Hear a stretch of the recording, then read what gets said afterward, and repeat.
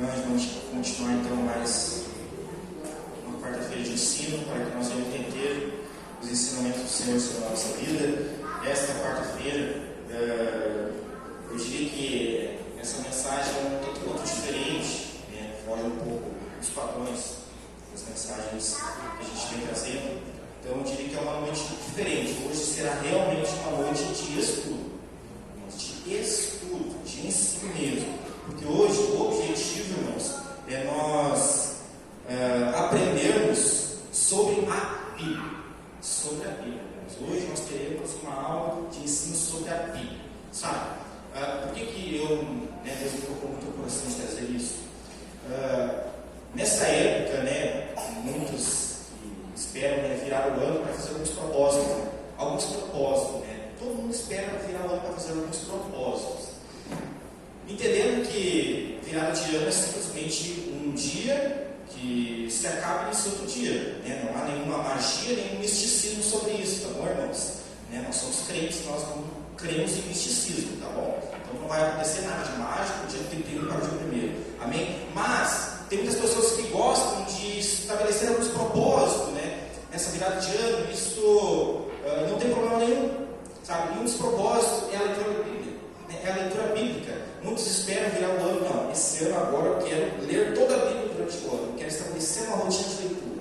Amém? E não há problema quanto a isso. Só que você não precisa esperar o dia 1º de janeiro, tá bom, irmãos? Você pode estabelecer a sua rotina de leitura bíblica em todo o tempo, em todo momento. Amém? E pensando nisso, às vezes a gente também quer fazer uma leitura, mas uma leitura às vezes um pouco maçante, sem entendimento. E a leitura, aquela leitura que realmente pode trazer bons frutos para nós, é a leitura com entendimento. Não é aquela leitura por obrigação. Eu tenho que ler isso, eu tenho que ler isso, eu tenho que fazer isso. Não, é você ler com entendimento, com prazer. Você entender aquilo que você está lendo.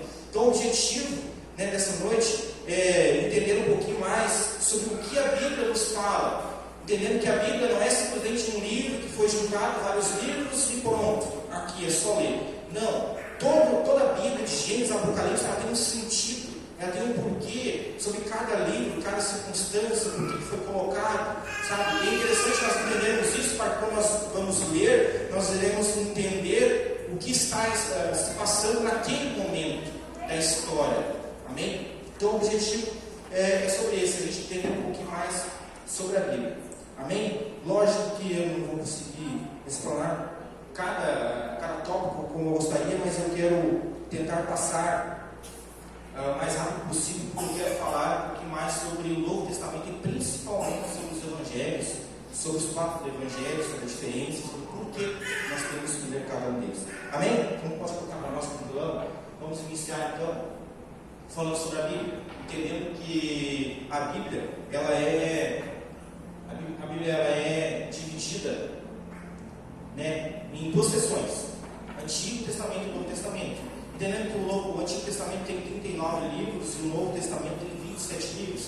Dentro desse contexto, nós precisamos entender o que Deus ele quer falar conosco nessas 2 sessões, sabe? E antes de nós entrarmos mais propriamente nos contextos da Bíblia, eu quero falar só a título de curiosidade, que a Bíblia Católica ela tem 7 livros a mais que a nossa Bíblia Evangélica. E veja que isso não difere em nada a nossa Bíblia Católica.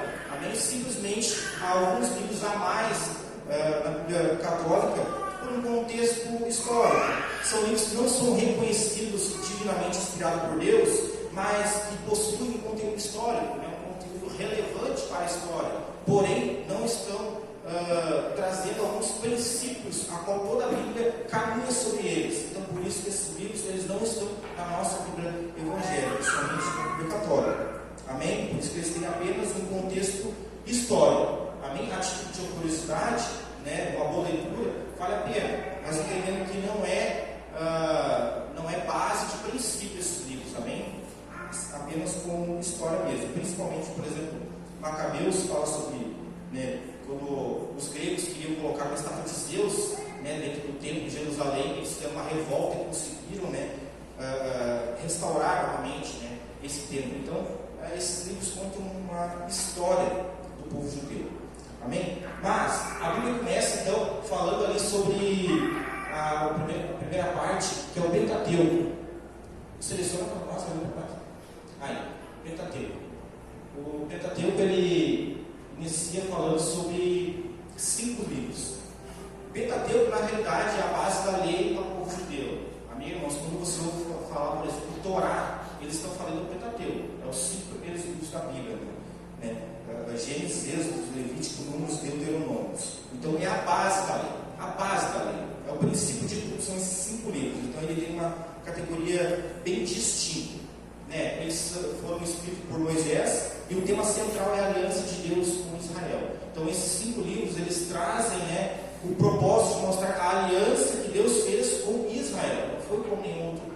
Foi único e exclusivamente com Israel. Então cada um desses livros vão contar uma etapa dessa aliança de Deus com o povo de Israel. Na segunda parte nós temos os livros históricos, que vão de Josué a Esther. Esses livros, eles contêm, eles registram a história do povo de Israel, desde a conquista da terra prometida. Veja que ali no final de Deuteronômios, né, nós vemos que é passado então a liderança de Moisés para Josué, e Josué é aquele que consegue avançar sobre a terra prometida, que consegue conquistar a terra prometida. Então esses livros históricos vão falar sobre a conquista da terra prometida, até então a restauração de Jerusalém após o cativeiro. Então acontece uma série de eventos, né? O povo ele conquista a terra prometida, mas acaba sendo escravo, depois eles acabam sendo libertos, depois eles acabam voltando, né, para Jerusalém novamente, do cativeiro babilônico. Então esses livros históricos eles registram toda essa história, desde a conquista da terra prometida até a volta e a reconstrução do templo de Jerusalém, dos muros de Jerusalém, que nós vemos principalmente lá em Neemias. Amém? Então esse é o sentido dos livros históricos, mostrar a história do povo de Israel nessa época. Os livros poéticos, os livros proféticos, desculpa, eles são um pouquinho diferentes. Eu passei uma mais. Proféticos. Amém? Os livros proféticos. Os livros proféticos, eles trazem, né, através dos profetas, orientações e advertências diretas de Deus ao seu povo. Assim como nós vemos também nos livros proféticos, né, bastante profecias sobre a primeira vinda de Jesus, né, trazendo a redenção, e assim também nós vemos muitas profecias da segunda vinda de Jesus, trazendo a justiça. Né? Então, esses livros proféticos, eles trazem muito esse contexto, né, das profecias messiânicas, né, mostrando, apontando para um Cristo que havia de vir para dar a redenção sobre Israel, mas eles também apontam sobre a segunda vinda do Messias, que ele viria para trazer a justiça divina sobre Israel também. Os livros proféticos eles estão divididos então em profetas maiores e menores, não que seja uma diferença de hierarquia entre profetas, mas é pelo material, pelo acervo a qual nós temos deles. Então nós temos os 5 livros maiores da Bíblia, os 5 profetas maiores da Bíblia: Isaías, Jeremias, que também escreve Lamentações, Ezequiel e Daniel. Então os profetas, né, esses livros são os maiores que nós temos, então por isso que são os profetas maiores, eles que trazem a maior parte das profecias. Os profetas menores são aqueles profetas que trazem os livros pequenos, porém cada um deles traz uma profecia, traz um contexto específico para cada região de Israel. Nós vemos que alguns vão profetizar no Reino do Norte, outros profetizam no Reino do Sul, outros profetizam sobre alguma circunstância. Então cada um desses livros traz um contexto muito importante para a vida de Israel, né? Profetizando sobre alguma circunstância, e todas elas nos trazem um entendimento e um aprendizado. Então, em cima desses profetas menores, nós temos vários aprendizados distintos sobre eles, mas que trazem uma importância muito grande para nós. Nós temos o próximo. Eu não coloquei aqui, mas nós temos os livros poéticos. Os livros poéticos, eles são um pouquinho diferentes, porque eles mostram a relação de Deus com o seu povo através de versos, né? Através de versos, cantos, pensamentos. Então contém muita linguagem simbólica. Eu diria que no Antigo Testamento são os livros mais difíceis de ser lidos. São eles Jó, Salmos, Provérbios, Eclesiastes e Cantares. são livros que trazem a grandeza de Deus, os ensinamentos de Deus, mas através de versos, através de cânticos, através de simbologias.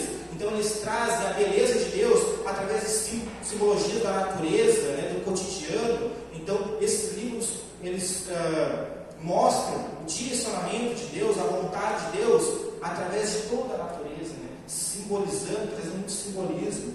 Então algumas partes são um pouco difíceis de ser lidos, mas eles contêm um propósito muito importante para nós. Amém? Então esse era o Antigo Testamento. Eu estou passando um pouquinho rápido, irmãos, porque eu quero tentar focar bastante nos Evangelhos. Amém? Então eu não vou falar dos Evangelhos agora, eu vou deixar para falar dos Evangelhos no final. O Novo Testamento, então, são 27 livros. Novo Testamento, eu quero começar a partir de Atos. Atos foi escrito por Lucas. Ele é um livro histórico, né? O Novo Testamento, ele é o único livro histórico que nós temos, né? Que realmente registra a história. Então ele inicia, né, com os ensinamentos dos 40 dias de Jesus após a sua ressurreição, e ele continua então, né, após a descida do Espírito Santo, revestindo, né, toda a igreja com poder para que o Evangelho se propagasse. Então a primeira parte do livro de Atos, ele se concentra na conversão dos primeiros cristãos em Jerusalém. A primeira parte de Atos se concentra nisso, né? A propagação da igreja em Jerusalém, na conversão dos primeiros cristãos, né? Sendo instituído alguns princípios básicos sobre a fé. E na segunda parte do livro de Atos, nós vemos a partir do capítulo 13, né, a propagação da igreja fora de Jerusalém. Então começa a expansão missionária, em grande parte dela se dando pelas viagens missionárias de Paulo, onde nós temos as viagens registradas a partir do capítulo 13 de Atos. Então nós vemos toda a igreja, o início da história, na realidade, da igreja cristã sendo contada em Atos.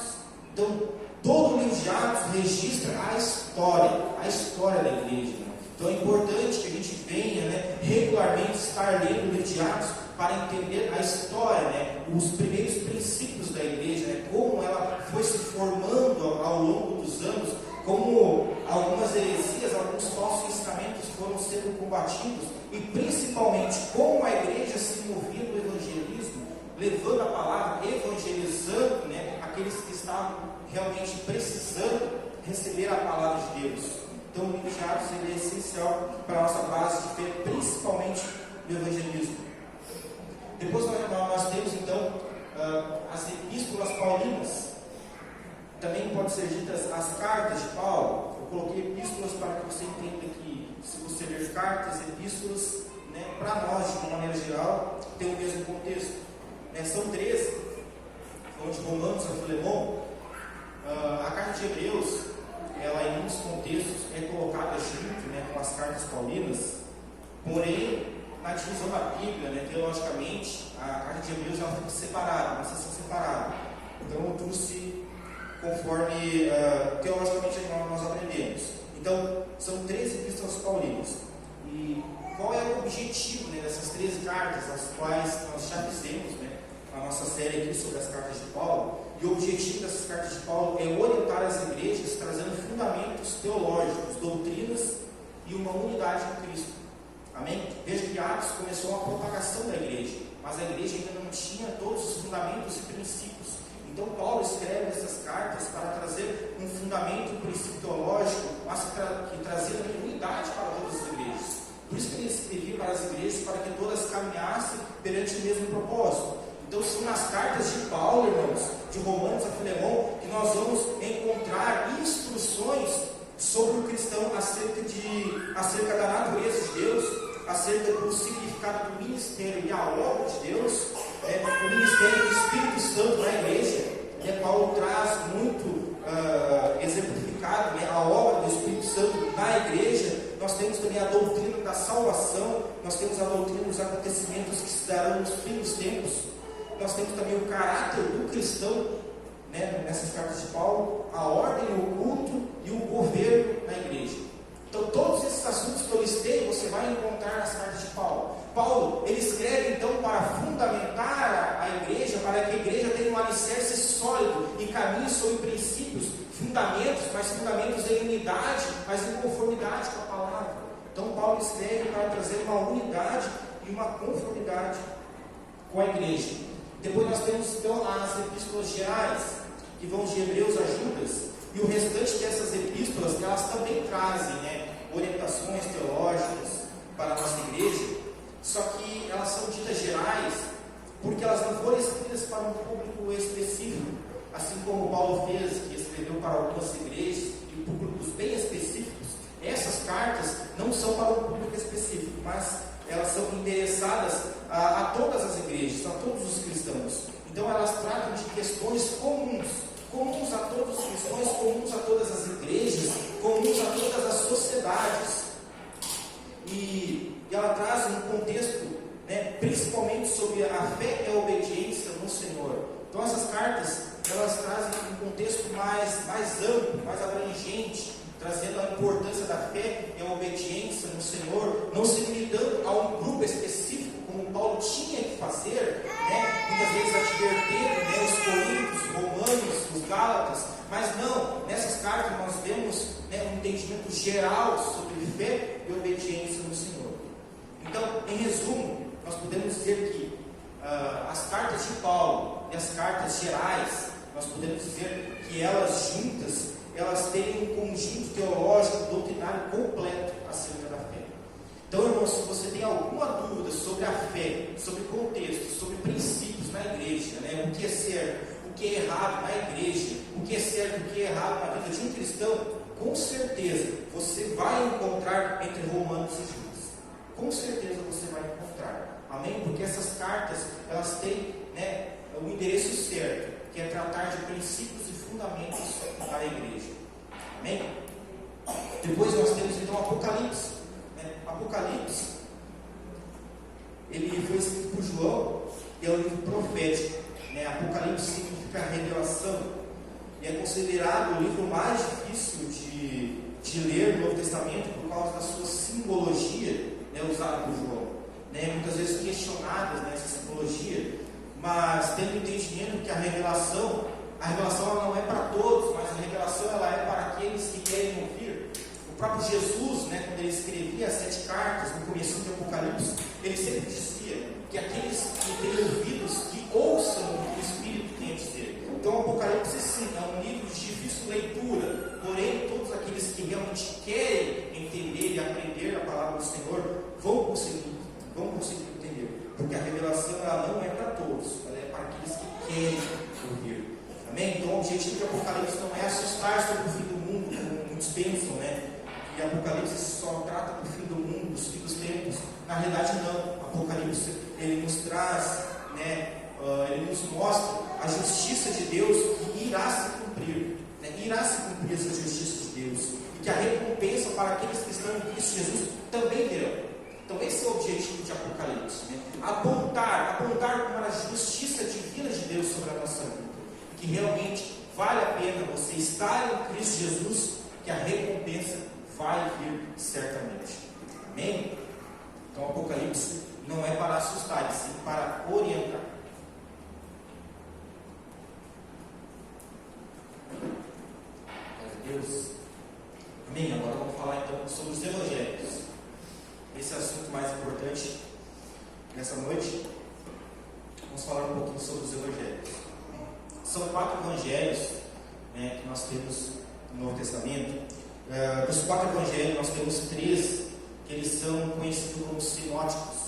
E por que sinótico? Porque sinótico significa ter a mesma visão, mas alcançar públicos diferentes. Então, em Mateus, Marcos e Lucas, você vai ver que a maioria das passagens se repetem entre eles. E daí muitos perguntam, mas por que ter 3 evangelhos praticamente iguais, falando sobre as mesmas coisas?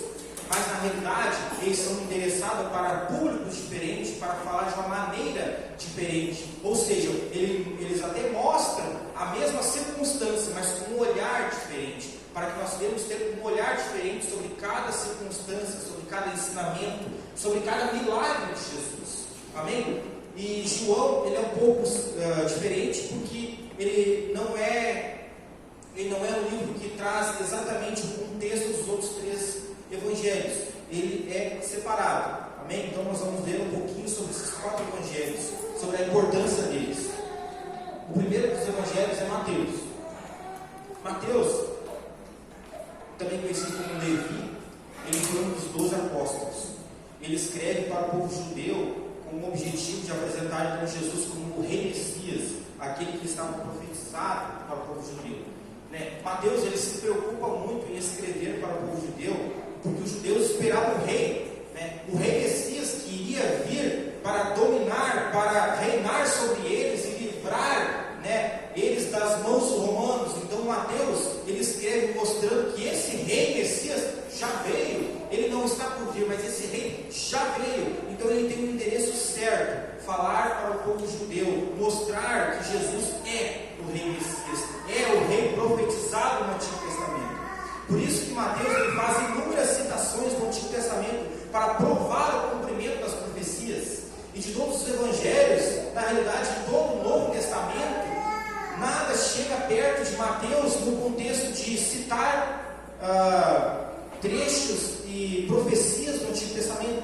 Mateus sempre trazia um contexto, assim como estava escrito em Oséias, assim como estava escrito em Joel, assim como estava escrito. Então Mateus ele traz muito o contexto de mostrar que Jesus ele veio para cumprir as profecias do Antigo Testamento, mostrar que ele é o rei, ele é o Messias que já havia sido profetizado no Antigo Testamento.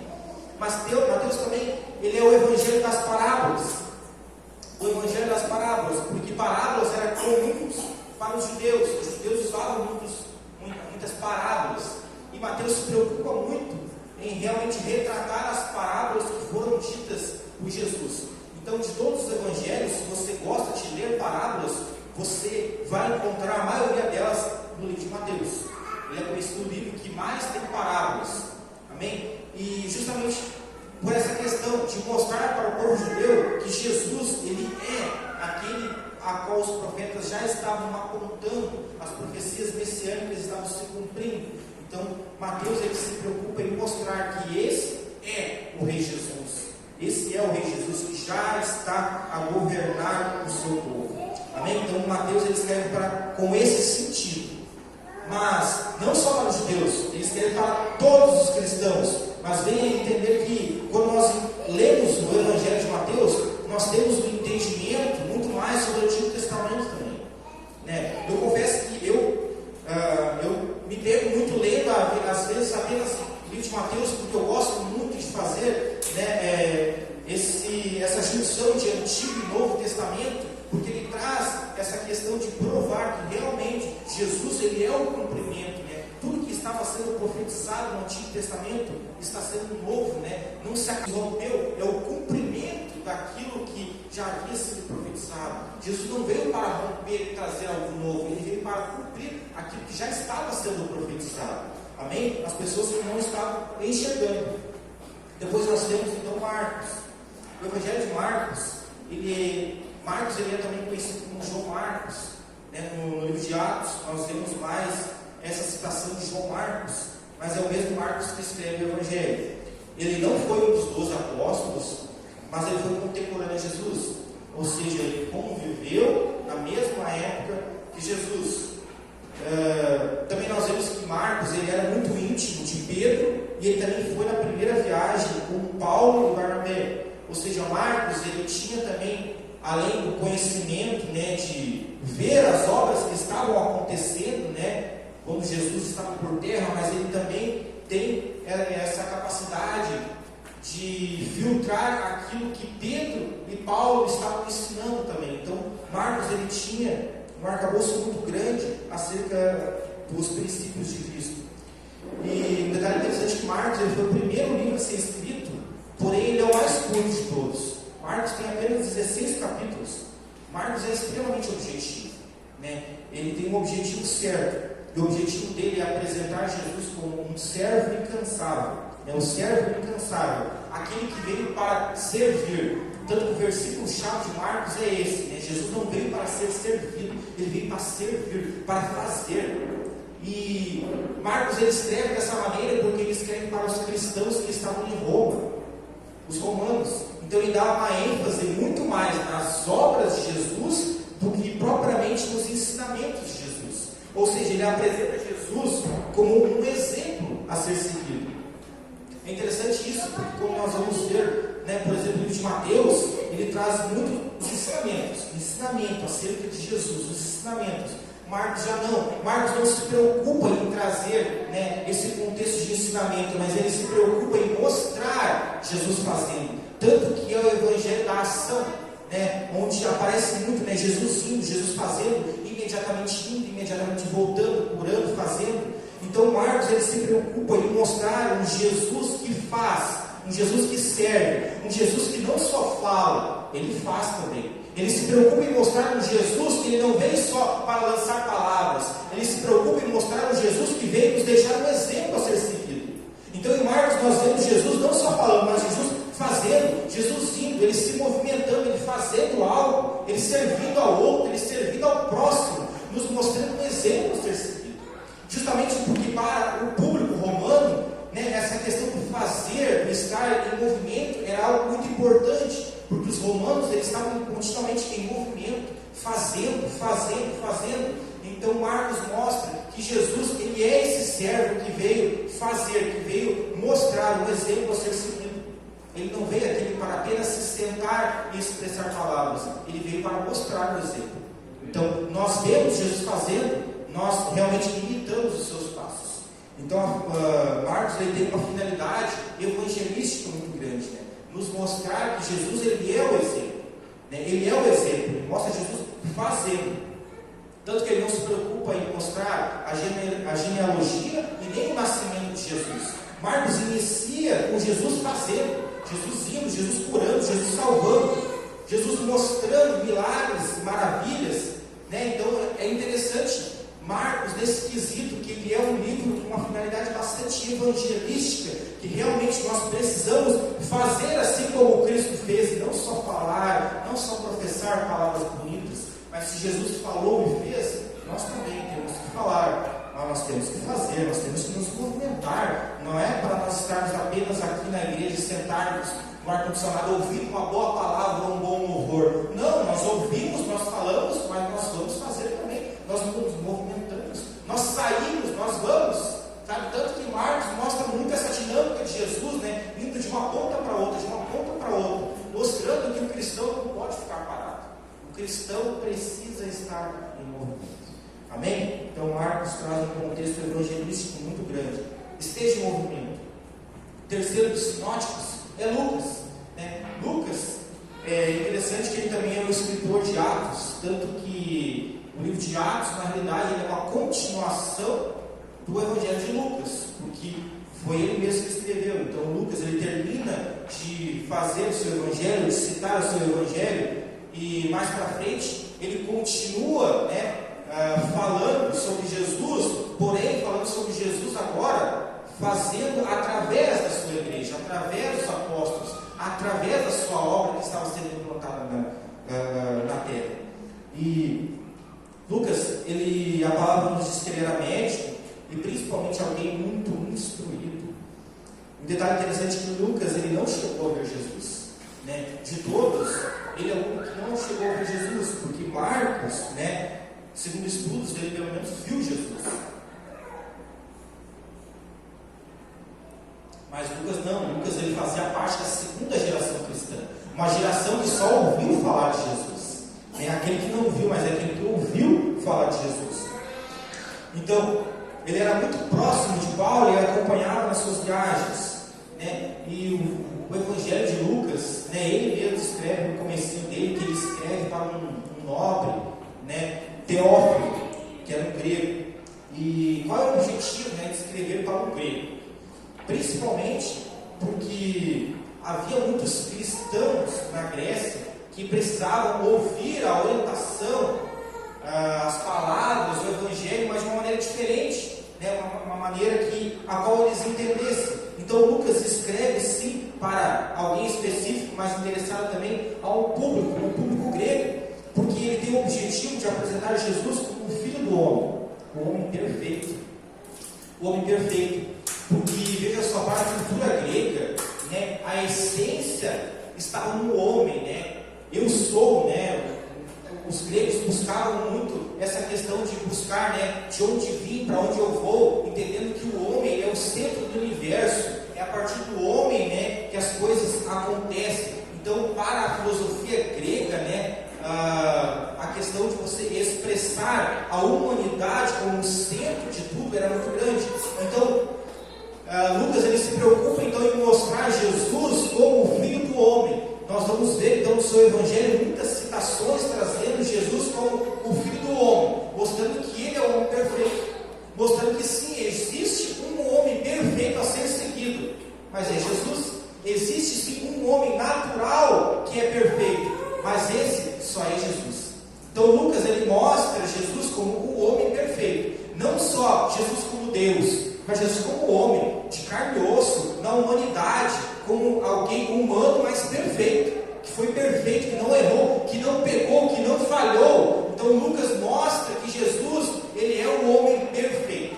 Se tem alguém que pisou na terra e conseguiu ser perfeito, é Jesus. Então Lucas tem essa finalidade de apresentar para esse grupo: vocês creem que realmente um homem pode ser perfeito? Então eu afirmo para vocês, existe um homem que foi perfeito, e é Jesus. Então vocês querem realmente ser perfeitos? Sigam o exemplo dele. Sigam o exemplo desse homem perfeito, que foi Jesus. Então o Evangelho de Lucas ele é o mais detalhista, porque ele demonstra ser conhecedor da cultura e filosofia grega. Então Lucas é aquele que traz mais detalhes sobre aquilo que ele fala, sobre os milagres, sobre algumas citações. Lucas, por ser muito instruído, o evangelho dele, né, ele é considerado um evangelho mais contextual, porque traz essa característica de ser muito perspicaz nas palavras que ele fala, ele sabe usar as palavras, ele escreve de uma maneira que todos venham a entender de uma maneira bem detalhada. Então o Evangelho de Lucas é um evangelho interessante para que nós venhamos ler e entender principalmente sobre alguns detalhes que aconteceram na vida de Jesus, né? Porque Lucas queria demonstrar que Jesus ele era um homem perfeito, por isso que ele se preocupa nas parábolas que ele conta, nos milagres de Jesus. Geralmente ele é o que mais dá detalhes, aquele que mais realmente fala tintim por tintim aquilo que Jesus fez, aquilo que Jesus falou, ele expressa todos os detalhes. Amém? Então por isso que nós temos esses 3 evangelhos sinóticos, mas agora você sabe que eles são iguais, mas totalmente diferentes um do outro. Amém? Então, quando você realmente lê esses 3 evangelhos, você tem essa mentalidade, entendendo que não é tudo a mesma coisa. Eu vou ler por ler qualquer evangelho. Não, nós precisamos ler, mas ler com entendimento, né? Entendendo que o Evangelho de Mateus, ele trata de uma maneira diferente Jesus, mostrando que ele é o rei Messias profetizado, tudo está se cumprindo sobre ele, né? Marcos mostra o Jesus como exemplo a ser seguido, aquele que não só fala, mas aquele que faz. E Lucas mostrando que realmente Jesus ele foi também Deus, mas ele foi um homem perfeito. Ele pisou na terra, mas ele não pecou, ele foi perfeito em todos os seus passos, mostrando que sim, nós podemos seguir os passos de Jesus se nós queremos ser perfeitos. Nós não conseguiremos alcançar essa perfeição aqui na terra, mas se nós continuarmos trilhando os seus passos, nós alcançaremos a sua perfeição nos céus. Amém? Então esses 3 evangelhos têm um contexto teológico muito importante para nossas vidas. E o último deles então é João. João ele é um pouco diferente. Ele é um pouco diferente dos outros evangelhos. É importante a gente entender esse contexto de João. João ele é autor de Apocalipse também, como nós vimos. E João ele escreve para todos os cristãos. João não escreve para um grupo específico, um grupo definido. Ele escreve para todos. Porque o objetivo de João é apresentar Jesus como Filho de Deus. Essa é a principal característica do livro de João. Apresentar Jesus como o Filho de Deus. Ele não segue nenhuma linha dos outros 3 evangelhos, tanto que 90% do seu livro você não vai encontrar nos outros 3 evangelhos, você vai encontrar só em João. Então a maioria das coisas que você lê em João é só em João. É só em João que você vai encontrar, você não vai encontrar no outro. Ele é tido também como o evangelho mais profundo espiritualmente. É o mais profundo espiritualmente, porque ele tem o objetivo de mostrar a divindade de Jesus e que ele sempre existiu, né? Mostrar que Jesus ele é divino, é Filho de Deus, ele é Deus, mas principalmente que ele sempre existiu. Por isso que em João que nós vemos a afirmação do verbo, né? Que ele é o verbo, e o verbo estava com Deus. Né? João mostra a divindade de Jesus, mostrando que ele estava com Deus em todo o tempo. É o evangelho do eu sou. Né? Todas as citações que Jesus fazia sobre o eu sou o pão da vida, eu sou, né, o caminho, a verdade, a vida, eu sou a videira verdadeira, nós vamos encontrar em João. Né? João se preocupa em retratar Jesus como o eu sou. Eu sou aquele que estava profetizado. Eu sou, eu sou. Então João apresenta alguns sinais e milagres de Jesus, né? Mas alguns que afirmam a sua autoridade divina. João ele não se preocupa em trazer todos os milagres de Jesus, ele não se preocupa em trazer todas as parábolas de Jesus, mas João ele escolhe, né? Ele escolhe bem detalhadamente, né? 7 milagres, ele diz 7 sinais que mostram, né, a sua divindade, a divindade de Jesus, a autoridade de Jesus como Filho de Deus aqui na terra. Porque cada vez que Jesus fazia algum desses sinais, ao final ele dizia: eu sou o pão da vida na multiplicação, eu sou a videira verdadeira, né? Quando ele fala da parábola da videira, em João 15. Então o João ele retrata muito Jesus, ele trazendo um contexto espiritual, que Jesus sempre foi Deus, Jesus estava com Deus, Jesus é Deus, ele sempre existiu. E na última parte, João ele se preocupa em mostrar e detalhar os últimos momentos de Jesus, assim como também os últimos momentos de oração antes da sua crucificação e ressurreição. Então João ele é conhecido como um livro mais profundo espiritualmente, porque ele se preocupa em mostrar um Jesus, mas todos aqueles ensinamentos que nós vemos em Mateus, Marcos, Lucas, João, ele nos mostra o contexto espiritual mais profundo acerca de Jesus, que não é apenas nós sabermos quem Jesus é nós entendermos a profundidade de Jesus, é nós mergulharmos em Jesus, é realmente nós termos experiências a mais com Jesus. Então João se preocupa em trazer um contexto espiritual, afirmando que Jesus é Deus. Jesus estava com Deus, Jesus estava sempre, já estava no princípio, antes de todas as coisas. Então, se é para nós escolhermos o Evangelho, para nós iniciarmos a nossa leitura, eu diria para você, leia João. João é um excelente livro para nós iniciarmos a nossa leitura, porque nós temos um contexto espiritual muito grande acerca que Jesus tem a nos mostrar. João ele traz de uma maneira simplificada, mas muito objetiva, a divindade de Jesus sobre a nossa vida. Ele se preocupa em mostrar os detalhes, mas os detalhes de Deus divino, desse Jesus que é Deus, mas um Deus soberano sobre todas as coisas. Então, o objetivo, irmãos, é que realmente, a partir dessa noite, você venha a ter vontade de ler a Bíblia. Você não venha a ler a Bíblia, apenas por obrigação, apenas porque você vai achar que está em pecado se você não ler a Bíblia. Não, a Bíblia é para ser lida, mas com entendimento, você precisa ter vontade. Por isso que nós precisamos ter entendimento acerca dela. Por isso que eu quis trazer um pouquinho sobre esse contexto, para que você entenda que tudo que está escrito na Bíblia tem um sentido, e mais do que isso, tem um sentido para a minha vida. Não é ler por ler para que eu decore versículos, para que eu venha jogar versículos no outro. Não, o objetivo é que eu venha entender aquilo que está retratado acerca da vida, principalmente de Jesus, para que nós venhamos ter um entendimento. Então, que hoje você venha realmente estabelecer em seu coração uma vontade de leitura, principalmente dos Evangelhos. Se você não costuma ler os Evangelhos, se você nunca teve o costume de ler os Evangelhos, que nesta noite, irmãos, você venha entender. É importante você ler, não os 4 Evangelhos, porque os 4 Evangelhos trazem Jesus de uma maneira diferente, apontam um Jesus de uma maneira diferente, e mais do que isso, um Jesus a qual nos traz ensinamentos para a nossa vida de fé como cristãos. Amém? Então o objetivo foi trazer ensinamentos objetivos.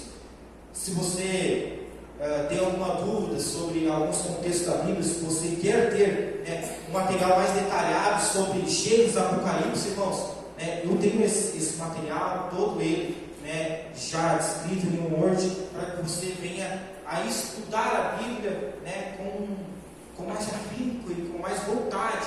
Amém? Então, se você tem vontade de realmente aprender um pouco mais sobre a Bíblia, que você possa então estar pedindo, que a gente pode estar passando para você possa iniciar esse ano então com uma leitura, mas uma leitura com entendimento, uma leitura sadia no Senhor. Amém? Glória a Deus, vamos colocar de pé.